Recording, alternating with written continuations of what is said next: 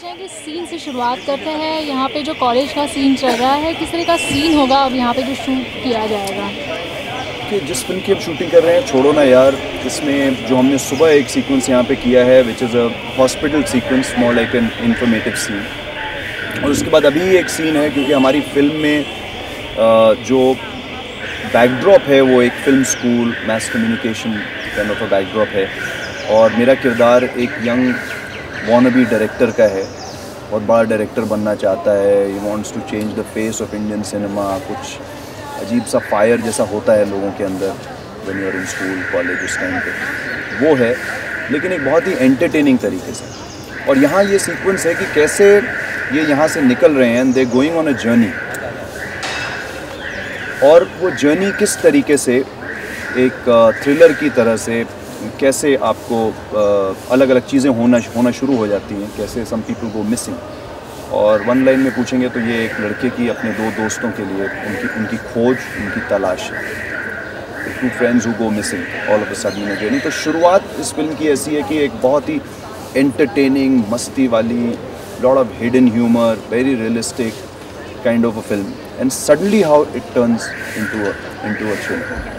Film का title काफ़ी कैची है, डिफरेंट सा टाइटल है, तो टाइटल के बारे में जानना चाहेंगे किस तरह से फिल्म को दर्शाएगा ये टाइटल? आई थिंक इससे ऐप्ट टाइटल इस फिल्म के लिए नहीं हो सकता। एक फिल्म जैसा कि मैंने आपको बताया जब शुरू होती है with a very different kind of a backdrop कि ठीक है आपकी शुरुआत एक कॉलेज से है, लेकिन कॉलेज भी कैसा कि इट्स अ फिल्म स्कूल, और वहाँ के कैसे immediately after that this journey of the starts which is very entertaining. बहुत सारी मस्ती है, 3 बेस्ट फ्रेंड्स हैं, सब कुछ है। कैसे suddenly somewhere in the middle it turns into a thriller because these 2 friends are missing, and then it's this boys search for them and how a lot of truth is unfolded in the film. Team के साथ पहले भी film कर चुके हैं आप, तो किस तरह का एक्सपीरियंस रहा है उनके साथ आज तक काम करने का? जितने भी किसी के साथ भी आप अगर 2-3 फिल्में कर लेते हैं तो हमेशा एक कंफर्ट लेवल हो जाता है उनके साथ, एंड आई थिंक वही बात है। ना सिर्फ किम, इवन कबीर और फरीद जिनके साथ एक आध फिल्में मैं पहले कर चुका हूँ, उसमें ये हो जाता है कि आप हमेशा एक तो आप का जो परफॉर्मेंस होता है वो एक स्टेप हमेशा ऊपर जाता है, क्योंकि आपको किसी तरीके से ये डाउट नहीं है कि ये आदमी जो है ये ऐसा करेगा या नहीं कर पाएगा, दूसरा भी कर पाएगा कि नहीं कर पाएगा।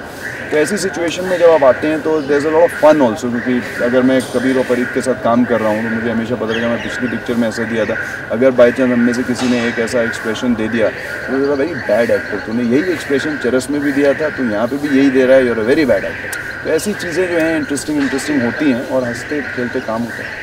आप दोनों टॉम डिक हैरी में भी थे, उनमें उनका किरदार काफ़ी हटके सा था, एक फिश वाली, एक मच्छी वाली का किरदार था, अब्यूज़िव लैंग्वेज था, कॉमेडी सा था, आपका रोल भी काफ़ी कॉमेडी था, तो उसके बारे में जानना चाहेंगे उसमें केमिस्ट्री किस तरह की थी आप दोनों की? देखिए वो कभी कभी ऐसा हो जाता है, जैसे मोहब्बतें में था, टॉम डिक एंड हैरी में था, कि मेरे ज़्यादा सीन्स नहीं थे उनके साथ। इट्स जस्ट दैट अगर कभी डीनो के साथ उनका सीन है तो maybe I am there, so मैं कोशिश कर रहा हूँ कि मैं जल्दी से इनको छोड़ के जाऊँ और ये दोनों का सीन हो, वट एवर, तो उस टाइप का सिनारियो था। But then certain films like this और maybe a couple of other films जहाँ पर आपके सीन्स होते हैं दूसरे आदमी के साथ, तो वो एक्चुअली वहाँ पे आप बात कर सकते हैं। जैसे हमने कहता है दिल बार बार करके एक फिल्म की थी जिसमें just Kim and myself were there and the story was Paresh ji as Kim's mother, तो ऐसे। टॉम डिक हैरी की अगर बात की जाए तो गूंगे का किरदार था आपका, कितना डिफ़िकल्ट रहा आपके लिए उस तरह का किरदार निभाना अपनी करियर में?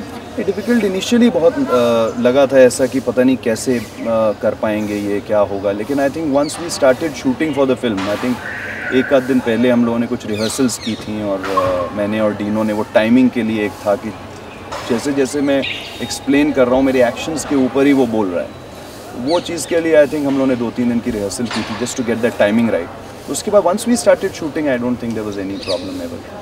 आपने काफ़ी सारी मल्टी स्टारर फिल्में की है, इस बार आप एक सोलो रोल में नजर आएंगे, तो हमेशा जिमी को हम मल्टी स्टारर फिल्में क्यों देखते हैं? नहीं, ऐसा कुछ नहीं है, मैं हर तरह की फिल्में करता हूँ, मेरी सोलो फिल्में भी आती हैं, 2 हीरो प्रोजेक्ट्स भी आते हैं और कुछ मल्टी स्टारर्स भी आती हैं, कुछ फिल्मों में मैं 2-4 सीन के लिए भी कर देता हूँ, but that all depends on how good the script is and how good my character is in that. और अलग अलग रीज़न्स के लिए आप फिल्में करते हैं, कभी कभी यारी दोस्ती के लिए करते हैं, कभी कभी फिल्म बहुत अच्छी होती है उसके लिए करते हैं। तो ये कोई आप जनरलाइज नहीं कर सकते कि मैं सिर्फ मल्टी स्टारर्स में काम करता हूँ। Doing all kinds of film. मैं शायद एक फिल्म में किसी रीज़न की वजह से आर्ट सीन कर रहा हूँ, एक फिल्म में शायद 2 हीरो हैं, एक में शायद 3 हैं और एक में शायद मैं सोलो हूँ। तो इट ऑल डिपेंड्स। ऐसा कोई हार्ड एंड फास्ट रूल मैं बना के नहीं चलता हूँ कि ऐसा है या वैसा है। काम करते रहना चाहिए ऐसा। आपने जितने भी रोल किए हैं हमेशा वेरिएशंस देखे आपके रूप में। कभी आप मूछें रखते हैं, कभी दाढ़ी रखते हैं, कभी बाल बढ़ाते हैं। तो हमेशा आपने अपने जो कैरेक्टरिस्टिक्स है, आपके जो रूप है, उसमें हमेशा आपने एक एक्सपेरिमेंट किया है। तो हमेशा देखिए, एक्सपेरिमेंट्स जो होते हैं ये अपने अकेले के इनपुट्स नहीं होते हैं। ये डायरेक्टर होता है, एक उसके दिमाग में एक पर्टिकुलर कैरेक्टर होता है, उसके बाद एक एक्टर और एक डायरेक्टर बैठते हैं और डिसाइड करते हैं कि इसमें कुछ ये करने की कोशिश करते हैं। और अगर मुझे ऐसा लगता है कि मैंने इस टाइप की लुक में पहले भी कुछ काम किया हुआ है तो मैं कोशिश करूँगा कि उसको चेंज करूँ थोड़ा सा। तो वही एक इंटरेस्टिंग चीज़ है जो वर्कआउट होती है। सोलो एक किसी आदमी का एक अकेले का कुछ नहीं होता है। 2 लोग बैठते हैं, डायरेक्टर एक्टर बैठते हैं, डिसाइड करते हैं। स्टाइलिस्ट जो होता है वो डिसाइड करता है कि लुक क्या होगी, कैसी होगी, उस तरीके से। आज तक जितनी फिल्में की हैं, आपको क्या लगता है कौन सा रोल आपके लिए सबसे डिफ़िकल्ट रहा है निभाने के लिए? ये रोल्स काफ़ी डिफ़िकल्ट रहे हैं ऐसे। अगर आप मुझसे पूछेंगे तो सबसे डिफ़िकल्ट बीइंग एक ऐसे लड़के का रोल, ऐसे आदमी का रोल जिसको पता है कि कुछ दिनों के बाद वो मरने वाला है, जो कि मुन्ना भाई MBBS में था। वो बहुत डिफ़िकल्ट और ड्रेनिंग कैरेक्टर था क्योंकि उस टाइप का कोई भी कैरेक्टर मैंने पहले अप्रोच ही नहीं किया, तो एक नर्वसनेस भी थी। उसके अलावा यहाँ आई थिंक यहाँ वाज वन फिल्म जो कि काफ़ी ड्रेनिंग थी emotionally also, and also because you know कि आप किसी इशू के ऊपर एक फ़िल्म बना रहे हैं और उस तरीके की फ़िल्म आप एक जगह पे भी you can not as a character you can not go wrong और as a director you can not go wrong. तो ऐसी चीज़ों पे आपको you have to be really on your guard. और I think these are roles which I have found somewhere very difficult. आपने लगे मुन्ना भाई की बात की, पार्ट 1 पार्ट 2 दोनों में आपके छोटा सा रोल है, लेकिन लोगों ने काफ़ी पसंद किया है, सराहे, याद रखा है उस रोल को।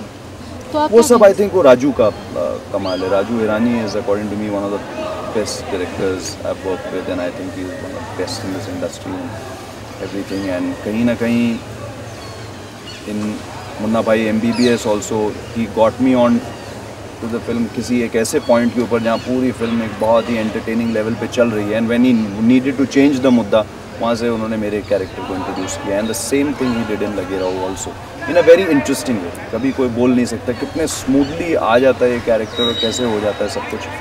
So that was the interesting thing. It's always pleasure working with Raju.